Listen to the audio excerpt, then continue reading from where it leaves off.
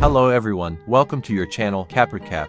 I hope you have a great day. Today I am sharing an interesting movie with you, so before the video starts, please don't forget to subscribe to the channel to watch more interesting movie. Thank you. The movie begins by telling a story. There was a big rock from space heading towards Earth. Everyone got scared, and all the countries worked together to stop it by crashing lots of rockets into it. But here comes the bad part. Those rockets had chemicals in them, and when they exploded, the chemicals spread all over Earth, which made animals change into scary monsters. The number of people went down a lot, like almost all of them disappeared. The few left hid in caves or bunkers to stay safe before people could just squash a bug. But now even a big weapon might not work against them. Joel and his buddies live in one of those bunkers. Karen, Ray, Tim, Ava, Cap, and Mavis live together. They search for food, fight monsters, and hunt with their kids. Joel isn't tough, he doesn't hunt, but he cooks and fixes radios. One day, their bunker is breached by a monster. Joel watches on the radar as a friend is caught. Despite being stopped, Joel rushes to help. He freezes when he faces the monster, feeling like he's seeing it for the first time. He just stood there quietly. Luckily, Joel's friend arrived and chopped off the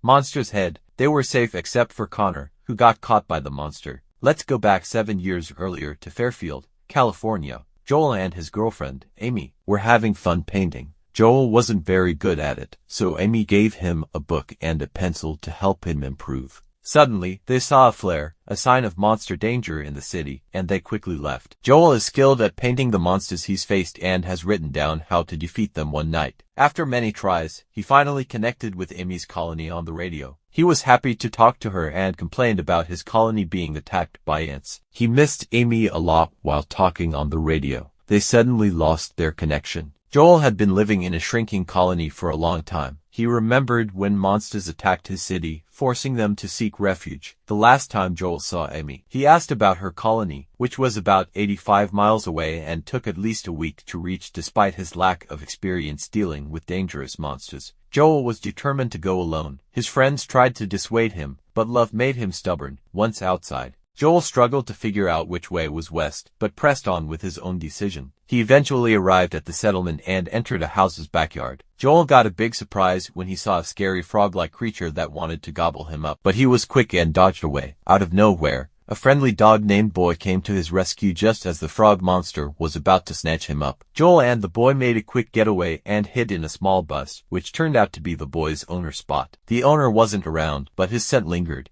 and the boy seemed to know the place well. Joel and the boy became buddies, chatting away like old pals. Joel bunked there for the night until dawn. When morning came, Joel set off on his journey again. Carrying the owner's clothes, the boy insisted on tagging along, so they hit the road together. As they traveled, Joel was about to munch on a berry he found, but the boy stopped him. Just in time. It turns out it was a poisonous berry. Good thing Joel had a boy watching out for him while reading a book. While walking, Joel didn't realize there was a trap hole that he accidentally stepped on and fell into. He tried to get out, and luckily there were two people who saved him. Clyde and Minnow were the little kids, and they went with them to their boat. When they arrived at the Highlands, Minnow taught Joel how to shoot, and they had to hurry up because there was a monster that kept following them because it recognized Joel's scent. On the way, they met a giant snail. Clyde asked Joel to take off his clothes and put them between the shells of the giant snail, and the snail monster left that was to spread. Joel sent to trick the monster that kept following them that night. They rested in a cave. Clyde told Joel to consider whether Amy was worth fighting for. As far and as dangerous as that. Joel was fighting for his girlfriend, who had been separated for 7 years before he could sleep. Joel and his friends had to continue their journey. There was no food and no sleep because the monster would know their whereabouts in the cave while enjoying the shooting. Joel learned a lot from his journey. Every day, Joel became more skilled and learned a lot about the monsters that Clyde taught him, until finally they had to part ways because their destinations were different. Joel was offered to join Minnow and Clyde to go north to the mountains, where many people had survived, but Joel still wanted to go west to where Amy's colony was. Minnow was so sad when they parted, but Joel was able to reassure her. And they still parted when Joel walked through the swamp. Boy the dog seemed to hear a sound, and he quickly took shelter under a duck boat. Joel just realized it. A big centipede monster emerged from under the ground and hit Joel until he flew away. The monster was about to eat Boy. Suddenly Joel remembered when he saw his parents trapped in the car when they wanted to escape, but Joel's mother told Joel to just go and keep surviving. Then Joel got up and tried to fight the monster.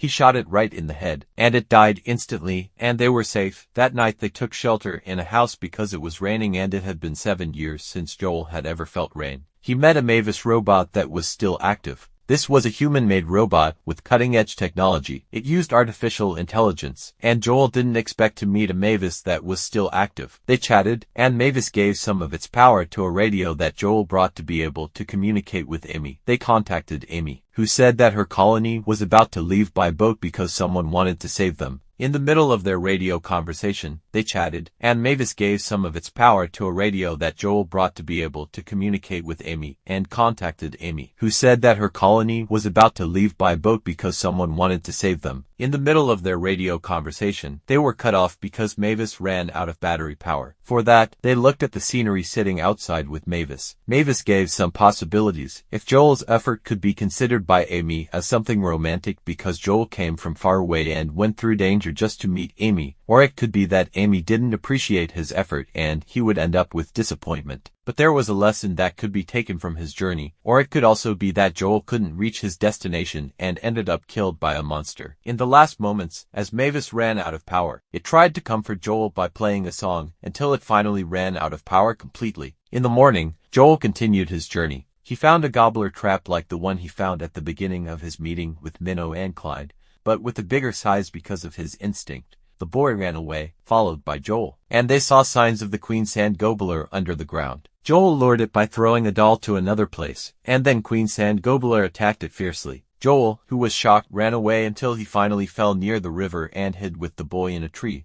Luckily, the monster didn't notice him when the monster left. The boy took his favorite dress, that fell into the river. Even though Joel had forbidden him, Joel finally threw the grenade that Clyde gave him into the Queen Sand Gobbler's mouth when it was about to eat Joel. The monster was shattered into pieces. Then Joel crossed the river to continue his journey, but he realized that something was biting his body, and he saw a small creature biting his body. He panicked and disgustedly let it go. With annoyance, he scolded the boy and didn't want to listen to his words because he knew he was being scolded. Boy left somewhere. Joel, who continued his journey, felt dizzy and began to haul and ate then. He ate the anti-poison fern that Clyde told him before finally Joel found Amy in the forest, and Joel just kissed Amy right away. He was happy to have reached his goal, and Joel was taken to Amy's colony place to be treated immediately after he woke up. Amy told him that actually, when she was in the forest, Joel didn't kiss Amy but old Pete, one of Amy's colony members, where most of Amy's colony were old people. Amy told him that there was a ship captain and his crew who wanted to help their colony find a new place using a cruise ship on the beach. Joel met them, and the person who was referred to as captain was a former Australian Navy officer. They looked very friendly to Amy's colony. Joel talked to Amy about his feelings because Joel had come from far away and risked his life just to meet Amy after years of not seeing each other. But Amy, who used to be not the same as Amy now, had lost many of her closest people and also lost her lover, who meant a lot to her last year. Joel felt crushed, feeling like a fool, because he was so excited at first and disappointed at the end. Joel felt his effort was no longer meaningful for Amy at all. Even though Amy was still nice to Joel because he didn't want to disappoint the ship captain, Joel just followed wherever their destination was, and then chatting at night. The captain told his experience of surviving on land and convinced the whole colony that across the ocean there was a chance, but in the middle of telling stories, Joel asked why they didn't fight back against the monsters because if Joel could survive, surely everyone else could too, but without a good plan, they would still stick to their plan. Joel went into the radio communication tower and tried to fix it and contact his colony's radio, but there was no reply either. He saw the map that his friends gave him, and there was a small message written by his friends behind it that made Joel miss his friends more. Suddenly, he connected with his friend's radio, and he described Joel's situation. He managed to reach Amy's colony and told them about his great journey. His friends were proud of Joel, but the bad news was that Joel's bunker had a lot of leaks, and they felt they wouldn't be able to survive long. Suddenly, the radio connection was cut off when he decided to return to his group. He noticed that the food provided by the ship captain was poisonous berries, which his friend Boy had warned him about earlier. This made Joel realize that everything the captain had said and planned was a lie. Hurrying to inform Amy, he found her and the others intoxicated and difficult to talk to. Suddenly, Joel was struck from behind, and he lost consciousness. Later, he woke up to find himself and the others tied up. It became clear that the captain and his crew had deceived and exploited Amy's group. They discovered fuel on a stranded cruise ship on the shore. Using a remote control, they activated a mechanical crab monster connected to their own boat, causing chaos. Joel attempted to handle the monster, while Amy tried to confront the captain's crew. A confrontation broke out between Amy and a female crew member, while Joel struggled with the monster, ultimately being thrown back by its powerful movements. The big crab creature got even angrier suddenly. A boy named Boy came to Joel. Joel asked the boy to go to Amy, who had fainted because the captain hit her. The captain and his 2 helpers went to the big boat from the cruise ship while this happened. Joel tried to stop the angry crab creature from getting closer. The creature grabbed Joel with its leg, and he held onto it. Amy woke up and gave Joel a cannonball to shoot into the crater's mouth. But Joel felt bad for the creature because he knew the captain was hurting it on purpose. Instead of shooting the creature, Joel shot the chain that held it, so the captain couldn't control it anymore. Then the creature let go of Joel and swam toward the captain and his helpers, who were on the cruise ship. It finally ate them all. Joel and Amy's group of people were safe after everything was finished. Joel returned home to his group, and before he left, he gave Amy a notebook with drawings and tips on how to beat the monsters. He said goodbye to everyone, using what he had learned earlier. Joel and his friend Boy made it back to their group's place, where their shelter had been damaged a lot with all the experience. Joel gained surviving terrifying monsters. He shared his knowledge and lessons with many other groups by speaking on the radio live. He inspired many people to go on adventures and survive outside to find a better life. Meanwhile, he also started writing his second book, which is a guide on how to deal with monsters, hoping it could save many lives. And that's the end of the movie. Thank you for watching. Don't forget to subscribe, and make sure to turn on notifications so you can watch more movies that interest you. See you in the next video.